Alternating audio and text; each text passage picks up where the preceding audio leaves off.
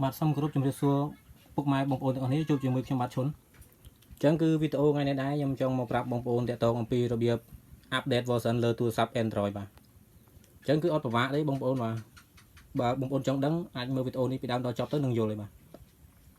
អញ្ចឹងមុននឹងឈានដល់ចំណេះដឹងមួយហ្នឹងសូមបងប្អូនជួយចុចជាវខ្ញុំម្នាក់មួយផងបាទនឹងរូបកណ្ដឹងដើម្បីទទួលបាន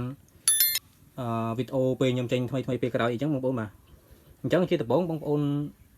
សម្លឹងមើលលើអេក្រង់ទូរស័ព្ទមកបងប្អូនចុចទៅលើការកំណត់បាទបន្ទាប់ពីចុចលើការកំណត់ហើយបងប្អូនអូសឡើងលើមកអញ្ចឹងបងប្អូននេះមកមើលកន្លែងពាក្យថាប្រព័ន្ធមកបាទអញ្ចឹងបងប្អូនចុចកន្លែងហ្នឹងមកអញ្ចឹងដល់ពេលបងប្អូនមើលកន្លែងហ្នឹងហើយបងប្អូនសម្លឹងមកមើលនេះកន្លែង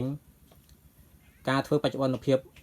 ប្រព័ន្ធហ្នឹងមកបាទអញ្ចឹងធម្មតាទូរស័ព្ទដែលមានការអាប់ដេតversion ចុងក្រោយអីចឹងទៅវាចេញមកគឺវាឲ្យឃើញសញ្ញាក្រហមអញ្ចឹងបងប្អូនជាដំបូងវាឃើញនៅកន្លែងអា setting យើងចូលពីដំបូងមិញវាឃើញក្រហមអញ្ចឹងបងប្អូនចុចតាមហ្នឹងទៅអូសរមើលកន្លែងណាមានសញ្ញាក្រហមទៅអញ្ចឹងវាបញ្ជាក់ថាយើងត្រូវការធ្វើអ្វីមួយហើយបាទអញ្ចឹងបងប្អូនចុចលើការវាកំណត់ហ្នឹងមកបាទកន្លែងការធ្វើបច្ចុប្បន្នភាពហ្នឹងមកបងប្អូនចុចកន្លែងហ្នឹងមកអញ្ចឹងនេះបាទវាតម្រូវឲ្យយើងអាប់ដេត version 14.1 អញ្ចឹងបងប្អូនមកសម្លឹងមកមើលបាទនេះកន្លែងសញ្ញាព្រួញចុះក្រោមហ្នឹងបងប្អូនចុចកន្លែងហ្នឹងមកសម្រាប់យើង download version ចុងក្រោយហ្នឹងបងប្អូនចុចហ្នឹងបាទចុចឲ្យចុចពាក្យបន្តបាទអូខេយើងចុចពាក្យបន្ត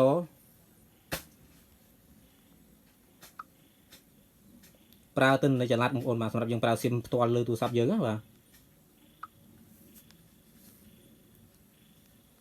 នេះបងប្អូនបាទដំណើរការ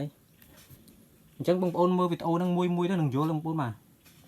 ឲ្យតែបងប្អូនព្យាយាមមើលបងប្អូននឹងចេះធ្វើឲ្យអត់ពិបាកទេការប្រើប្រាស់និងការដំឡើងអញ្ចឹងសូមបងប្អូនរងចាំបន្តិចសិនបងប្អូនព្រោះត្រូវការ down view ដែរអញ្ចឹងបាទ down កំណែ version ហ្នឹង view ដែរ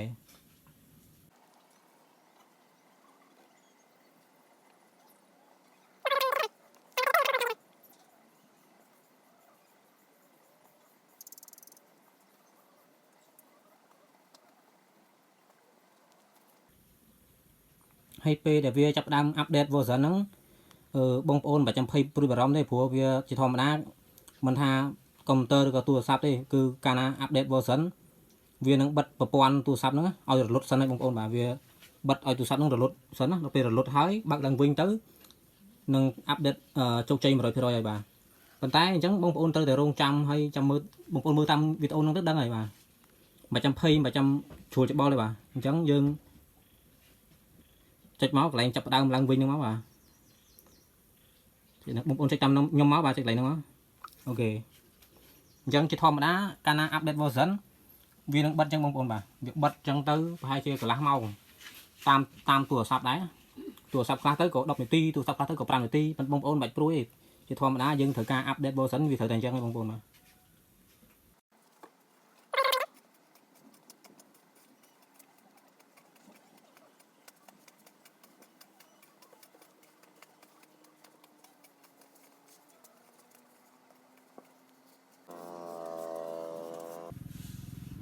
បាទឥឡូវវាចេញបងប្អូនបាទវាចេញដំណើរការមកធម្មតាហើយអញ្ចឹងដូចខ្ញុំប្រាប់បងប្អូនអញ្ចឹងគឺមិនចាំភ័យទេ